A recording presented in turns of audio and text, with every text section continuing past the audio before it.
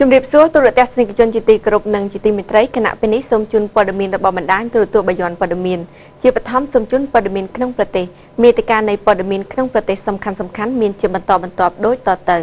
សម្ដេចនាយករដ្ឋមន្ត្រីប្រកាសជាផ្លូវការផ្អាកការជ្រើសរើសបណ្ដុះបណ្ដាលនិងបញ្ជូនពលករជាស្ត្រីជំនួយការមេផ្ទះទៅធ្វើការនៅប្រទេសម៉ាឡេស៊ីតុលាការខ្មែរក្រហមបើកសវនាការលើអង្គសេចក្តីដើម្បីជំនុំជម្រះសំណុំរឿង002នៅថ្ងៃច័ន្ទទី21ខែវិច្ឆិកាឆ្នាំ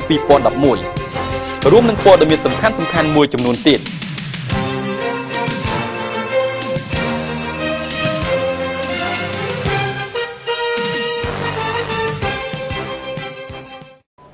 ការថែទាំសុខភាពស្ត្រីនៅក្នុងកំឡុងពេលមានផ្ទៃពោះគឺជាកត្តាសំខាន់បំផុតសម្រាប់សុខភាពមាតានិងទារកមន្ទីរសុខាភិបាលខេត្តកណ្ដាលនិងអង្គការ Impact កម្ពុជាបានបង្កើតកម្មវិធី1000ថ្ងៃគិតចាប់តាំងពីថ្ងៃមានផ្ទៃពោះរហូតដល់រយៈពេល2ឆ្នាំនៅក្នុងការថែទាំសុខភាពស្ត្រីលោកសំសីហារាយការណ៍លម្អិតពីព័ត៌មាននេះបាទសូមអរគុណការយកចិត្តទុកដាក់ចំពោះស្ត្រីដែលកំពុងមានផ្ទៃពោះគឺជាបញ្ហាមួយយ៉ាងសំខាន់សម្រាប់ស្ត្រីគ្រប់រូបដើម្បីធ្វើយ៉ាងណាឲ្យសុខភាពទាំងមាតានិងទារកនោះបានល្អប្រសើររហូតដល់ពេលសម្រាលក្នុងនោះគម្រោងរបស់អង្គការ Impact កម្ពុជាក្នុងកម្មវិធី1000ថ្ងៃគិតចាប់ពីមានផ្ទៃពោះរហូតដល់ពេលសម្រាលត្រូវបានដាក់ឲ្យដំណើរការហើយនៅមន្ទីរសុខាភិបាលខេត្តកណ្ដាលដោយសារមានការគ្រប់គ្រងរបស់កាលពីព្រឹកថ្ងៃទី18ដុល្លារឆ្នាំ2011មន្ទីរសុខាភិបាលខេត្តកណ្ដាលបានរៀបចំការដាក់ឲ្យដំណើរការលើគម្រោងកម្មវិធី1000ថ្ងៃចាប់ពីថ្ងៃមានផ្ទៃពោះរហូតដល់2ឆ្នាំដែលកម្មវិធីនេះរៀបចំឡើងដោយមន្ទីរសុខាភិបាលខេត្តកណ្ដាលរួមគាំទ្រផ្នែកបច្ចេកទេសដោយអង្គការ Impact កម្ពុជា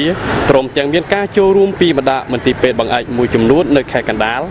និងអ្នកស្ម័គ្រចិត្តសុខភាពតាមភូមិជាច្រើនអ្នកផងដែរលោកស្រីតៃសម្បូរនាយិកាអង្គការ Impact កម្ពុជាបានមានប្រសាសន៍ថាកម្មវិធី1000ថ្ងៃចាប់ពីថ្ងៃមានផ្ទៃពោះរហូតដល់រយៈពេល2ឆ្នាំគឺជាគម្រោងមួយក្នុងការលើកកម្ពស់សុខភាពស្ត្រីដែលកំពុងមានផ្ទៃពោះក៏ដូចជាការថែរក្សាទារកក្នុងផ្ទៃហើយការធ្វើបែបនេះដើម្បីធ្វើយ៉ាងណាជៀសវាងអត្រាស្លាប់របស់មាតានិងទារកហើយកម្មវិធីលើកកម្ពស់ស្ត្រីមានផ្ទៃពោះនេះផងដែរគឺជាគោលដៅមួយសំខាន់របស់រាជរដ្ឋាភិបាលកម្ពុជាក្នុងការចូលរួមថែរក្សាការពារសុខភាពស្ត្រីក៏ដូចជាទារកជៀសវាងនៅប្រការគ្រោះថ្នាក់ផ្សេងៗIt is the urban គម្រោងកម្មវិធី1000ថ្ងៃជាកម្មវិធីរួមរបស់សហព័ន្ធអន្តរជាតិរបស់ Impact នៅលើសកលលោកយើងបានអនុវត្តគម្រោងកម្មវិធី1000ថ្ងៃនេះនៅប្រទេសហ្វីលីពីនចាប់ផ្ដើមហើយឥឡូវយើងនឹងអនុវត្តនៅប្រទេសកម្ពុជា It is using mother volunteers កម្មវិធីនេះគឺយើងលើកទឹកចិត្តឲ្យអ្នកស្ម័គ្រចិត្តដែលជាម្ដាយនៅតាមសហគមន៍តាមដាននឹងជួយលើកទឹកចិត្តឲ្យអ្នកមានផ្ទៃពោះទាំងអស់គឺថាចាប់តាំងតែពីការកកើតភ្លាមរហូតដល់ពេលឆ្លងទន្លេកូនអាយុបាន2ឆ្នាំគឺថាធ្វើយ៉ាងម៉េចឲ្យម្ដាយនឹងទទួលបាននៅសេវាសុខភាពពេញលេញទាំងអស់រាប់តាំងពីការទទួល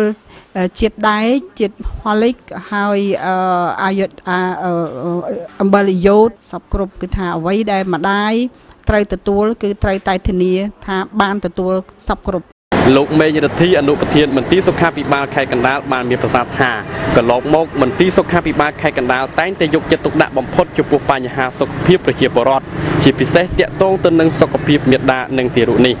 ហើយកន្លងមកមន្ទីរសុខាភិបាលខេត្តកណ្ដាលបានសហការយ៉ាងជិតស្និទ្ធជាមួយអង្គការមួយចំនួនជាពិសេសជាមួយនឹងអង្គការ Impact កម្ពុជាហើយក្នុងគម្រោង1000ថ្ងៃចាប់ពីមានផ្ទៃពោះរហូតដល់រយៈពេល2ឆ្នាំរបស់អង្គការ Impact កម្ពុជានេះបានចូលរួមចំណែកយ៉ាងសំខាន់ក្នុងការចូលរួមបណ្ដុះបណ្ដាលបុគ្គលិកពេទ្យនិងក្រុមថែទាំមាតានិងទារកនៅតាមមណ្ឌលសុខភាពនានាដើម្បីឲ្យពួកគាត់ចូលរួមអប់រំស្ត្រីជាមាតាឲ្យយល់ដឹងអំពីការថែរក្សាសុខភាពនិងពន្យល់ឲ្យពួកគាត់ត្រូវទៅពិនិត្យសុខភាពឲ្យបានយ៉ាងតិច3ដងក្នុងអំឡុងពេលមានផ្ទៃពោះដើម្បីធ្វើយ៉ាងណាឲ្យសុខភាពមាតានិងទារកបានល្អប្រសើររហូតដល់ពេលសម្រាលដូច្នេះការយកចិត្តទុកដាក់ចំពោះស្ត្រីដែលកំពុងមានផ្ទៃពោះគឺជាការចូលរួមចំណែកមួយយ៉ាងសំខាន់ក្នុងការការពារស្ត្រីក៏ដូចជាទារករហូតដល់ពេលសម្រាលដើម្បីធ្វើឲ្យសុខភាពរបស់ពួកគាត់ទាំងពីរកាន់តែមានភាពប្រសើរជាបានសំសីហាបណ្ដាញទូរទស្សន៍បាយ័នព័ត៌មានធ្វើសេចក្តីរាយការណ៍ព័ត៌មានក្នុងប្រទេសដែលលោកស្រីប្រិយមិត្តទូរទស្សនិកជនទៅបានទស្សនានៅពេលនេះចាប់តែប៉ុណ្ណេះជាបន្តសូមអញ្ជើញតាមដានទស្សនាព័ត៌មានអន្តរជាតិ